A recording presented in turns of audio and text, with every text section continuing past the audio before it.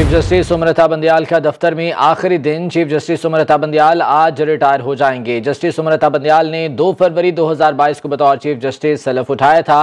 Justice Sumalatha Bandial 1 साल 6 माह और 14 दिन चीफ जस्टिस रहे हैं। इसी बारे में मजीद तफसीलात जान लेते हैं। अदील सरफराज हमारे साथ मौजूद हैं। अदील, बताइएगा, सुमलता बंदयाल का आज आखिरी रोज है दफ्तर में, क्या मसरूफियात रहेंगी उनकी?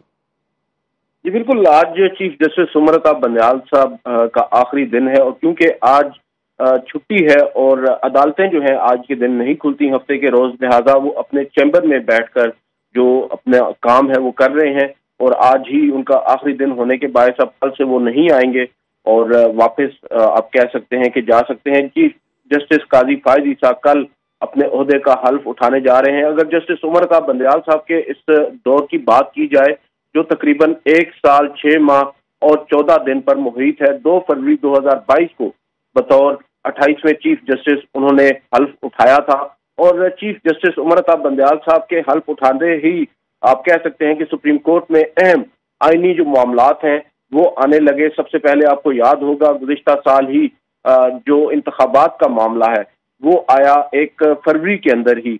गालिबन 16 फरवरी को 2 रुकनी बेंच ने एक नोट भेजा इंतखाबात में ताखीर पर, जिस पर चीफ जस्टिस ने आज खुद नोटिस लिया और पहला बतौर चीफ जस्टिस आज खुद नोटिस पंजाब में इंतखाबात का था।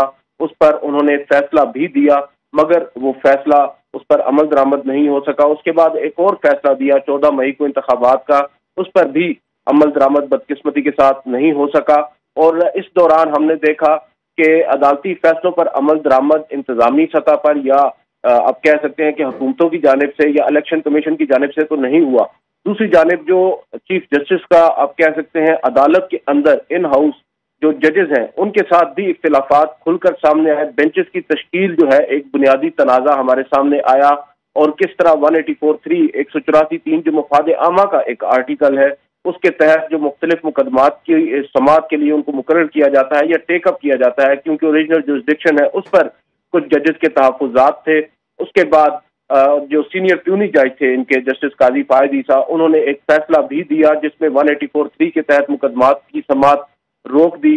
बाद अज़ा वहाँ से जो इख्तिलाफात हैं उनमें तनाव ज्यादा नजर आया। फिर अगर आप बात करें सुप्रीम कोर्ट में जो जजेस की एलिवेशन है, जो हाई कोर्ट से मुख्तलिफ जजेस को सुप्रीम कोर्ट लाया जाता है, जब भी चीफ जस्टिस सुमलता बंदयाल ने सुप्रीम कोर्ट में जजेस को एलिवेट करने की कोशिश की उनको काफी ज्यादा वहां पर भी परेशानी का सामना करना पड़ा।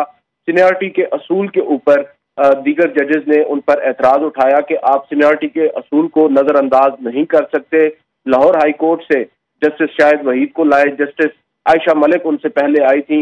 इसी तरह सिंध हाई कोर्ट से जस्टिस मोहम्मद अली मजहर और जस्टिस हसन अजहर रिजवी को जब लेकर आए तो जस्टिस काजी फायज ईसा, जस्टिस मंसूर अली शाह की जानिब से आप कह सकते हैं कि शदीद किस्म का रद्द अमल आया। जुडिशल कमीशन इजलास के अंदर काफी तलखी भी हुई जजेस के दरमियान और आखिरकार चीफ जस्टिस को मजबूरन आपके जो ऑडियो रिकॉर्डिंग थी उस जुडिशल कमीशन की वो भी तारीख में पहली मरतबा जारी करना पड़ी। और उसके बाद फिर हमने देखा कि किस तरह जो फैसले किए गए हैं चीफ जस्टिस सुमलता बंदयाल साहब की जानिब से, उनके ऊपर एक और इल्जाम भी आया और वो इल्जाम न सिर्फ मीडिया और सियासी जमातों की जानिब से बल्कि उनके अपने साथी जजेस की जानिब से आया कि वो अपने हम ख्याल यानी लाइक माइंडेड जजेस पर मुश्तमिल बेंचेस तश्कील देते हैं और सेम ही जजेस जो हैं वो हमें तमाम तर बेंचेस में नजर आते हैं। उस पर चीफ जस्टिस पर काफी तनकीद हुई और फुल कोर्ट एक बहुत बड़ा मुअम्मा बना रहा। चीफ जस्टिस सुमलता बंदयाल के दौर के अंदर दीगर जजेस भी, हुकूमतें भी और फ्रीकैन भी बार बार इसरार करते रहे, मुतालबा करते रहे,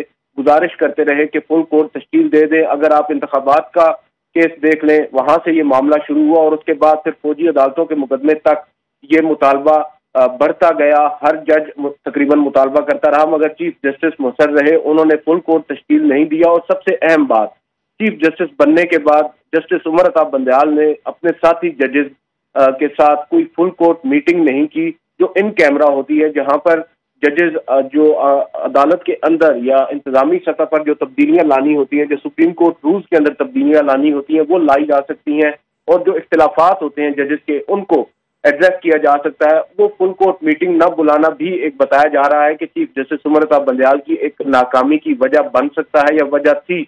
और इसी तरह जो पार्लिमान है, पार्लिमान में पहली दफा हमने देखा कि फ्लोर ऑफ द हाउस पर सिटिंग चीफ जस्टिस पर तनकीद की गई, दीगर सीनियर जजेस पर भी तनकीद की गई। जलसों के अंदर ठीक है, तो मतलब इस पूरे टेन्योर के अंदर उन्हें तनकीद का सामना भी रहा, मुख्तलिफ किस्म के इख्तलाफात भी सामने आते रहे। बहुत शुक्रिया आदिल सरफराज, इस बारे में तफसीलन अपडेट कर रहे थे।